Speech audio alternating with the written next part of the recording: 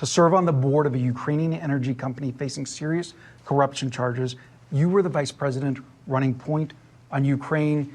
The average Joe hears that and says, that sounds fishy. What's your understanding of what your son was doing for an extraordinary amount of money?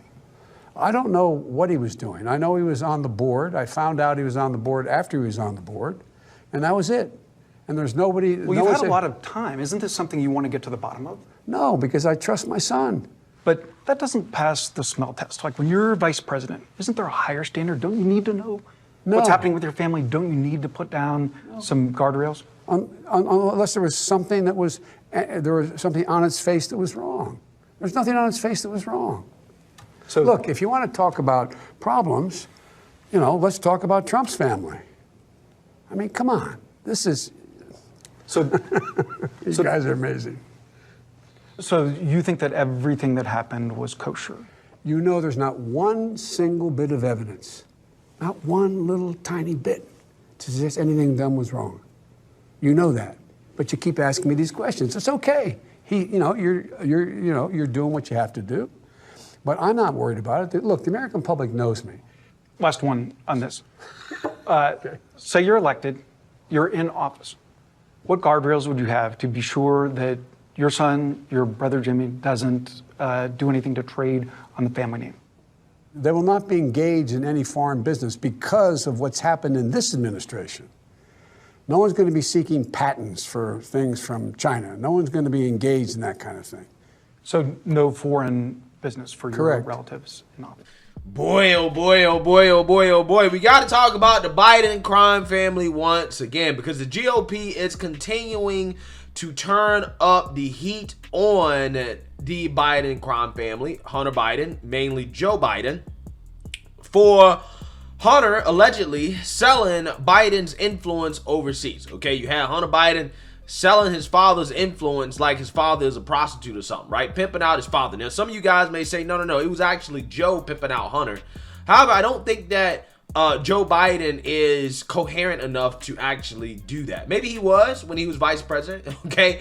But I know today he's definitely not. And, I don't know, man. Hunter Biden doesn't strike me as the sharpest tool in the shed, okay? So maybe Joe was the mastermind behind it all, right? Maybe it was Joe that was pimping out Hunter the whole time. I'm not entirely sure, okay? Because this guy, Hunter Biden, was not smart enough to not leave his laptop at a random Delaware repair shop, and that's kind of how all this started, is because Hunter Biden was so reckless.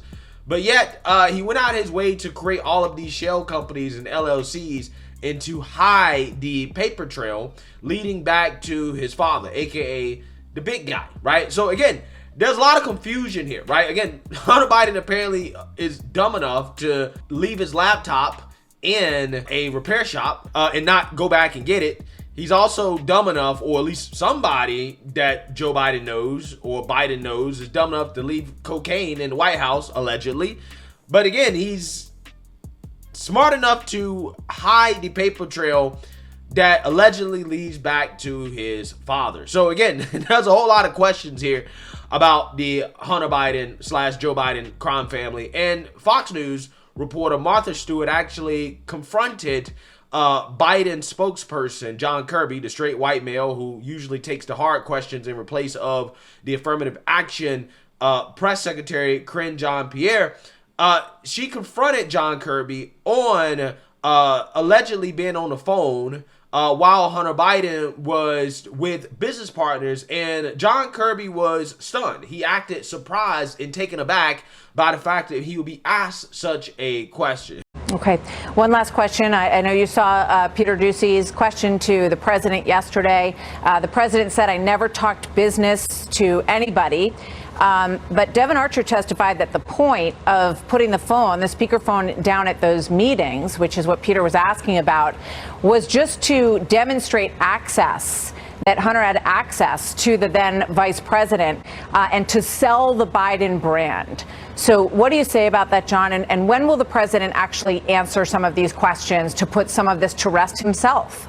Oh my goodness, Martha. I mean, he just did with Peter. I mean, he's the one who called Peter over and had Peter, risk life and limb cutting across that barrier. I mean, he specifically called Peter over. And he, look, he knows Peter. He knows Peter's not going to ask some softball question about, how his vacation was. He knows who Peter is, and he answered that question. And I don't know what it's going to take. He didn't answer whether or not he was on speakerphone in those meetings, John. He just said, I never talked business to anybody.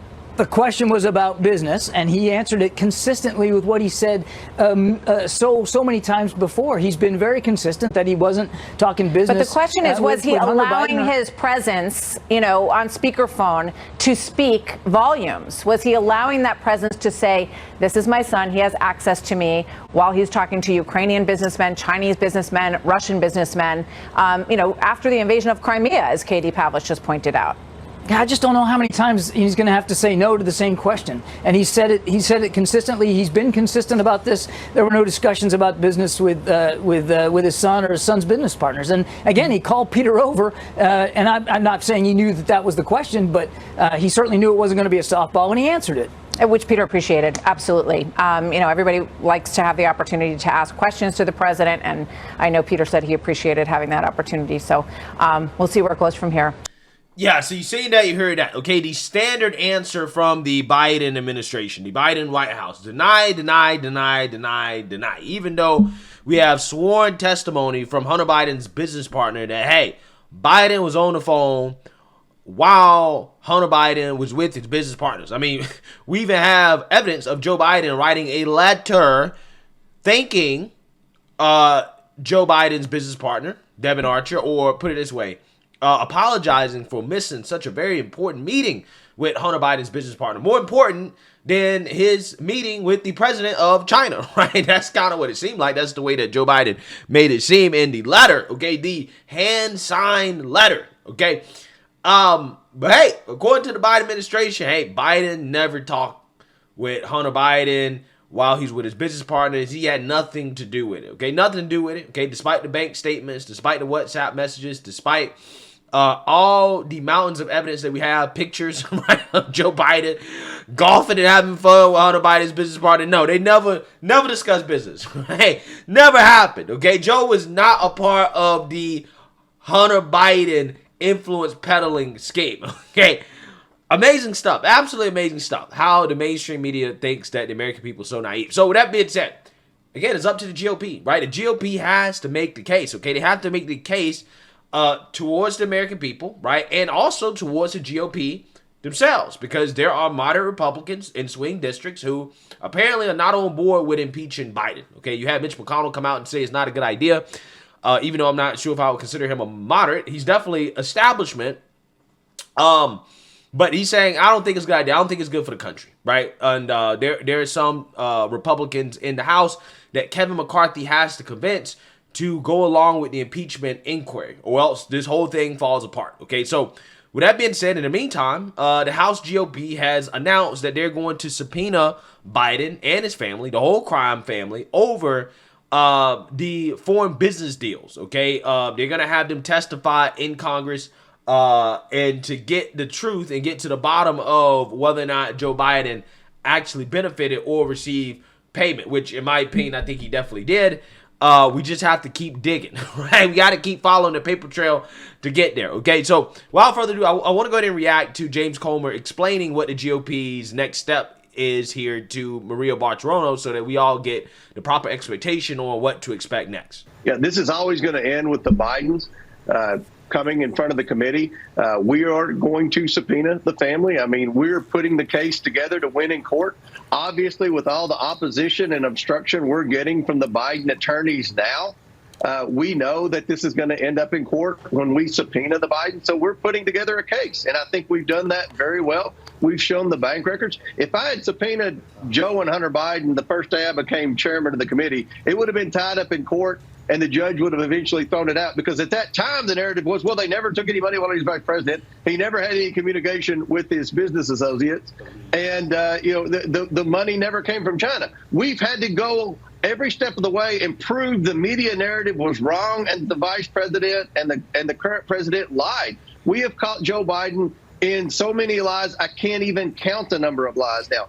So we have put together a case that I think would stand up in any court of law in America, and we hope to hear from the Biden soon. But I wish the media would ask the president, what exactly did your family do to receive this $21 million that the House Oversight Committee has proven?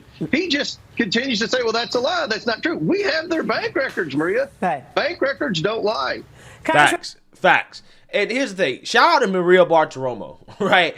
Shout out to her because she's one of the very few journalists in the mainstream liberal media that is continuously following this on a day-to-day basis and covering things as more information comes out. And I think James Comer is making a great point about how, it's hard to just move forward with impeachment when you don't have, the evidence that you need to make the case, right? And I think that people have to understand the reason why this is going so slow is because, they have to get this right in one shot, right? They only get one shot at this, right? So if they try to move forward with impeachment and they don't have enough moderate Republican votes, it's done. It basically destroys the whole thing, right? It will be an embarrassment to the GOP.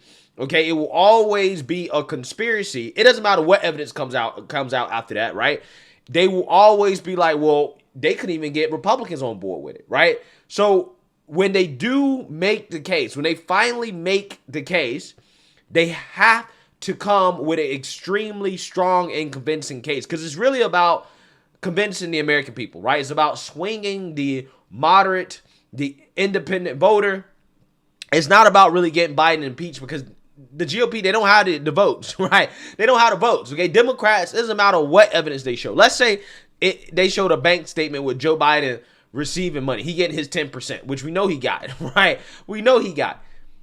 They still wouldn't vote to impeach him, right? They wouldn't do it, okay? Or they wouldn't vote to have him removed as president, right? They're not going to do it, okay? So it's really not about getting Joe actually removed from office as much as about basically taking the attention off the Trump trials, right?